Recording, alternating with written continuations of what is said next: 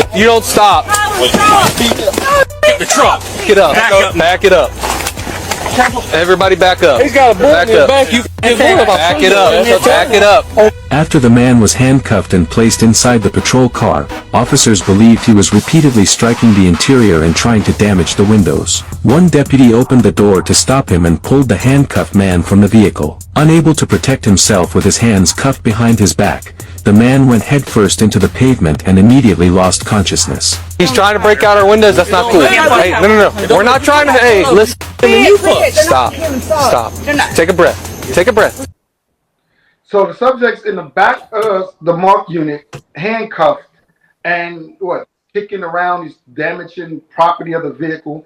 So the officer gets mad, yanks him out, slams his head, he goes unconscious. Officer should be arrested, and charged, lose his badge, get convicted, go to prison. Like that's not how we do business. There's nothing to talk about. Like that was criminal. Like the person is so defenseless. Stop telling me about what the subject did in the back of destroying property. There's a charge for that. There's a charge for that. He'll be held accountable for that, right? But to be taking him out and slamming him on the concrete, face first in handcuffs, he has no business being a cop. You don't have the temperament to let that go or just hit him with a property damage, destruction of property damage charge.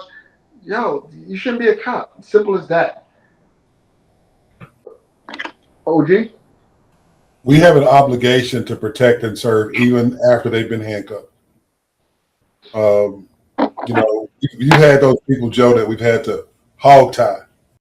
You gotta tie their feet and their hands together to keep them from hurting themselves and destroying stuff. But when you hog tie them, you don't just throw them into the car or drag them out of the car. You got to do it in a way that's professional. And that means two people, if you can. One on the inside, one on the outside, to make sure, especially if he's been drinking, because that's when people are don't have control of their bodily functions sometimes and can lose balance real easy. And the fact he's handcuffed it makes it even worse. So you got to protect everybody, even the folk you lock up. So let's just try to figure out ways to be more conscientious about your circumstances. And I go back to the same thing all over again. Everything you do is being recorded. So the man fell on his face because you didn't support him when he came out the car. And he's unconscious. That's a second issue. Now you got to do a report and explain how he fell out the car with your assistance and struck his head on the pavement and suffered an injury. I guarantee you they dropped the charges against him and they probably wrote him a check. Yeah, 100%. And I guarantee you another thing. I guarantee you his report of how this guy got injured is not consistent with the video. It's not. It's called creative writing, Joe. Creative writing. That's one thing we all do very well. Creative writing. Yes. Listen up. View the video before you write creatively, though. Watch the video. Make sure you're consistent with it, because nowadays they charging folks when you put information on the report that's inconsistent with the video shows. That's why a lot of guys are being vague and short. Vague and short. And they should charge you. You're gonna lie on the report? Like, come on.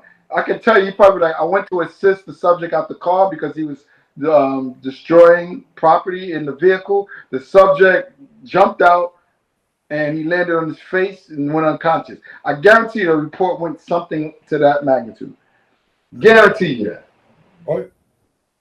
At the end of the day, my PBM family, this is educational. How to survive an encounter with an excessive aggressive police officer. The videos that we talk about is the videos that you guys send in. It's called police brutality, right? So we're not anti-cop, we're anti-bad cop, we're anti-bad policing, we're anti-bad tactics. We know firsthand that there's a lot of good cops out there. Matter of fact, the majority are good, right? But we do have a small group, right? Which is way too much. Even if you say 1%, it's almost a million. It's more than 1%, but just that's still too many.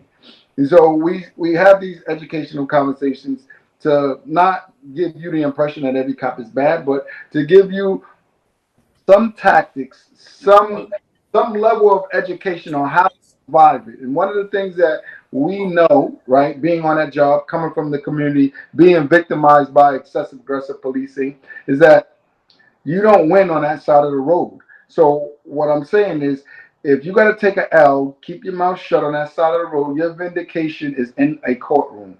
More officers are getting suspended. More officers are getting charged and convicted. Bags are being handed out like you wouldn't believe when it comes down to bad policing. So you got to make it home. And policing, they taught us all the time.